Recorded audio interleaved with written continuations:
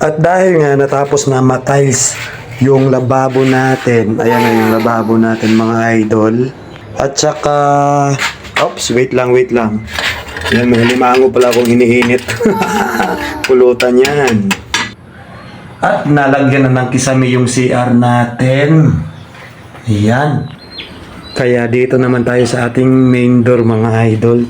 Yan, maglalagay kami dito ng design. Kaya abang-abangan nyo mga idol.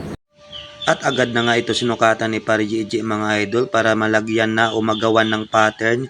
Bali kagawa kami ng molding mga idol, molding na cement yan, molding cement o di ko alam kung ano tawag yan, basta tingnan nyo na lang yung video mga idol. At ayan na nga si Pare Gigi mga idol, ini-estimate na, sinusukatan na, pero para sakto-sakto talaga yung paggawa niya mga idol. At hindi din pala basta-basta ang paggawa ng pattern mga idol, medyo mahirap din lalo na't mano-mano lang. Kaya habang busy si Pare Gigi sa paggawa ng pattern, dito na ako sa kitchen natin. Ayan, nagpakulo na ako ng tubig mga idol. Bali magluluto nga pala ako ngayon ng pinaasiman na papaya. Yan, gamit natin yung batpan pampaasim mga idol. At yung natirang na pritong manok mga idol, yan yung sinahog natin at ginataan. Yan, at meron din tayong talbos ng kalabasa mga idol. Bali nakuha ko lang yan dito sa labas ng bahay mga idol, wild na kalabasa. Yan, i-upgrade natin at siyempre ideyahan lang natin habang maluto. At hindi nga sumang-ayon yung panahon mga idol, kaya dali-dali nga umuwi si Pare Gigi at bukas na lang ipagpatuloy. Kaya sa niluto namin mga idol, kami na lang yung kumain. At hindi nga sumang-ayon yung panahon ngayon mga idol kasi nga may bagyo pala.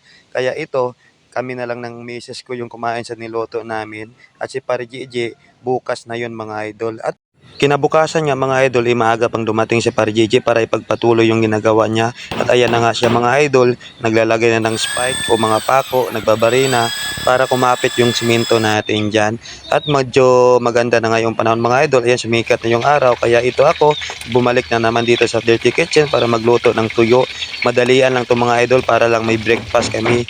Yan, magluluto tayo ng tuyo at siyempre i-partner natin dyan yung pancit canton mga idol. Ayan, the best din i-partner yan mga idol, lalo na pag may kape. At yan muna yung breakfast namin ngayon mga idol. At siyempre pinagsalo-saluhan na namin yan.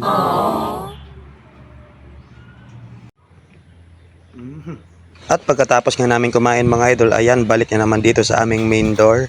Kung nakikita nyo mga idol, ayan, may pattern na, may spike na napako. At siyempre yung pinakahuli niyan, hahaluan na natin ng simento yan mga idol para masimulan na. At ako nga muna yung tagahalo dito mga idol. Yan lang lagi yung purpose natin dito. Tagahalo, tagaalalay, kung ano pwede iutos ng mason, yun yung sundin natin. At tagaluto ng pagkain namin mga idol. At mas maganda talaga ito mga idol, mapapawisan din talaga tayo. At ayan na si Pare Gigi, sinimulan na ang pagpahit ng unang simento natin mga idol. At habang busy na nga si Pare Gigi mga idol kasi nakahalo na rin tayo ng simento, pumunta na ulit tayo dito sa ating Dirty Kitchen para makapagluto na. Bali magluluto tayo ngayon ng tinulang manok for lunch mga idol. Yan yung lunch namin ngayon para mas malakas palalo yung katawan namin, para gaganahan din yung mason natin na kumpare natin. Kaya shoutout kay Pare Gigi Suarez dyan. At patuloy nga siya gumagawa at patuloy na rin ako sa pagluto mga idol. Kung nakikita nyo, yan yung panghalo natin. Mayroon yung papaya, dahon ng sili at malunggay.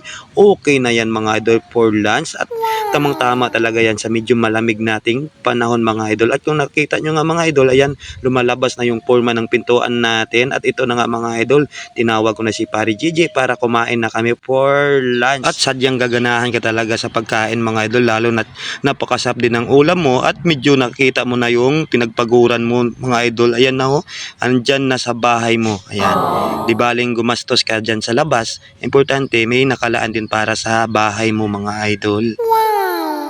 At ito na nga mga idol, ayan, lumalabas na talaga yung forma.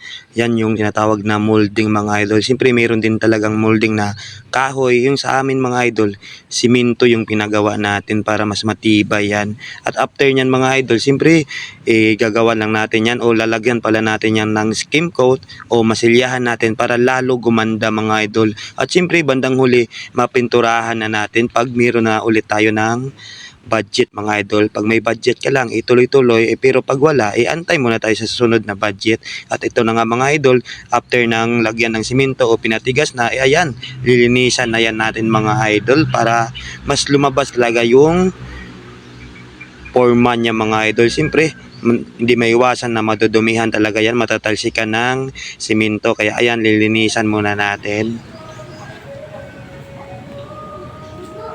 At ito na nga yung kinalabasan mga idol, natapos na natin linisan. Bali patuyuin na lang natin yung simento na yan mga idol.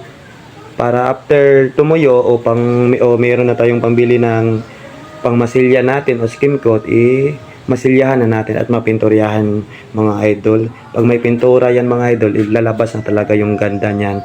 Kaya hanggang dito na lang muna yung video natin mga idol. At abangan nyo pa kung ano yung mangyayari dito sa bahay natin. At sana matapos din natin ito ng dahan-dahan. Yan lang mga idol. Thank you, thank you.